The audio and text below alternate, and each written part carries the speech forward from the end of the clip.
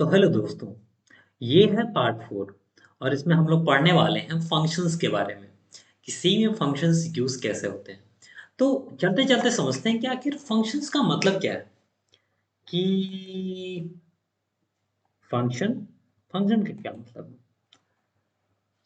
तो फंक्शन खुद में ही ये डिफाइन खुद ही में ही ये बताता है कि वो चीज़ है जो काम कर रही है। जैसे कि फंक्शन, जैसे हमारे पास कुछ ब्लॉक ऑफ कोड है तो उसे हम किसी मशीन में डालकर हम उसे फंक्शनेबल बना देते हैं। तो ये थोड़ा बहुत रफ आइडिया हो सकता है एक फंक्शन का। तो अब समझते हैं सी के पर्सपेक्टिव से कि आखिर फंक्शन है क्या। तो फंक्शन ये चीज़ है कि जैसे हम ना जैसे आप और हम लोग जब कंपनीज में जाएंगे बड़े बड़े, तो हमें का बहुत सारा काम मिलेगा और कोड्स मिलेंगे लिखने के लिए। तो थाउजेंड्स लाइन्स ऑफ कोड्स होते हैं मैम।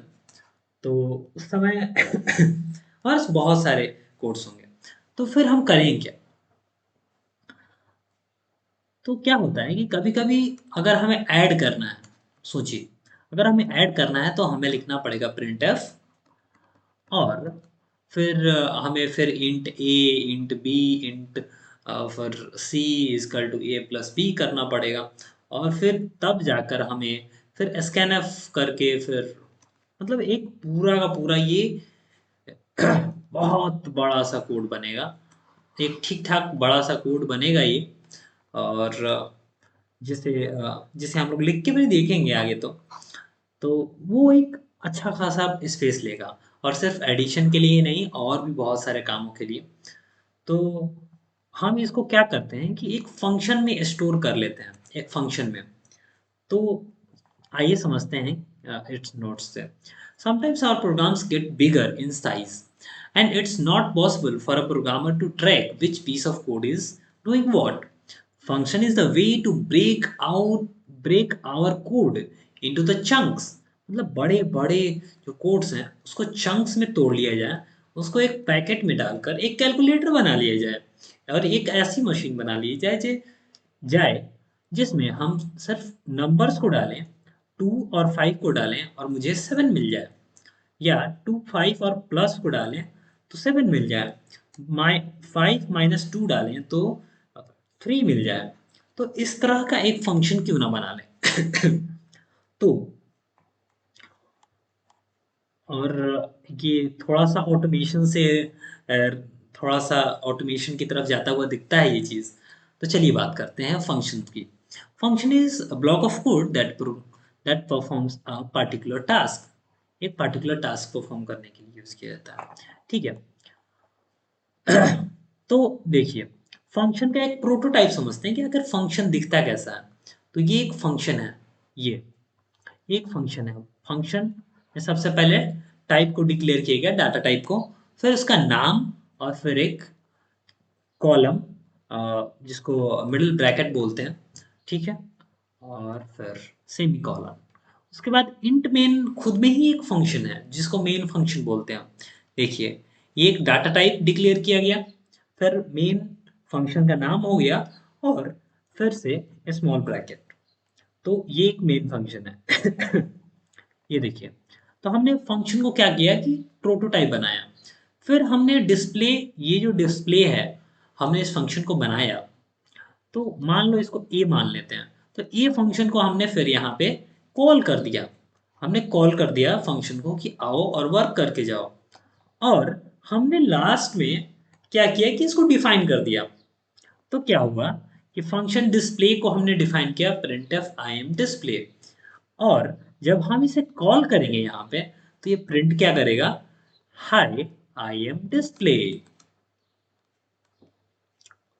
तो ये काफी अच्छी चीज है। हम बेशक आने वाले प्रैक्टिकल्स में इस चीज को बारीकी से करके देखेंगे और समझेंगे कि आखिर है क्या। तो थोड़ा थोड़ा समझ लेते हैं फंक्शन प्रोटोटाइप क्या होता है। फंक्शन प्रोटोटाइप क्या है कि a way to tell the compiler about the function we are going to define in the program. तो हमने क्या किया, ऐलान कर दिया चिल्ला चिल्ला कर कि हाँ, हमने फंक्शन बनाया है और हम फंक्शन बना रहे हैं, लीजिए। उसके बाद हम फंक्शन को कॉल करते हैं। फंक्शन को कॉल फंक्शन कॉल करने का मतलब है कि हम फंक्शन को बुलाते हैं कि आओ फंक्शन जिस काम के लिए तुम्हें बनाया था उस काम को करो। ठीक है। फंक्शन कॉल करने के दो तरीके होते हैं उसको हम लोग पॉइंटर्स के बाद सीखेंगे। तो फंक्शन कॉल का मतलब है कि फंक्शन को बुलाना। It is simple that a way to tell the compiler to execute the function body at the time the call is made. Simple. जब हमें जरूरत हो तो हम कंपाइलर को बताएं कि ओके अब एग्जीक्यूट कर दो। फंक्शन डिफिनीशन मतलब कि फंक्शन को डिफाइन करना कि आखिर ये फंक्शन करेगा क्या। ठीक है। तो contains a set exact set of instructions which are executed during the function call. मतलब जब हम फंक्शन को बुलाएंगे तो आखिर करेगा क्या, एडिशन करेगा, सब्सट्रैक्शन करेगा, मल्टीप्लिकेशन करेगा, प्रिंट करेगा, यूजर इनपुट लेगा, ये क्या करेगा। तो ये एक तरह से ये एक बहुत क्विक सा ओवरव्यू हुआ फंक्शन का। फिर हम रिकर्शंस को देखते हैं। रिकर्शंस हमने ऊपर ही देखा था कि रिकर्शंस जो है वो क्या है, इसको समझते हैं। जैसे रिकर्शंस को समझने से पहले हम एक बार हम समझते हैं टाइप ऑफ फंक्शंस को।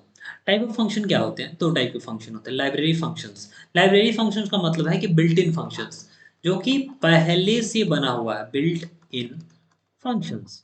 जैसे मेन फंक्शन जो है वो पहले से बना हुआ है, और यूजर डिफाइंड फंक्शन जो है हम खुद से बना सकते हैं। अगर हमें ऐड करना है तो हम फंक्शन ऐड बना सकते हैं, ऐसे इंट ऐड करके हम एक फंक्शन क्रिएट कर सकते हैं। हम फंक्शन का यूज क्यों करते हैं, avoid rewriting the same logic again again.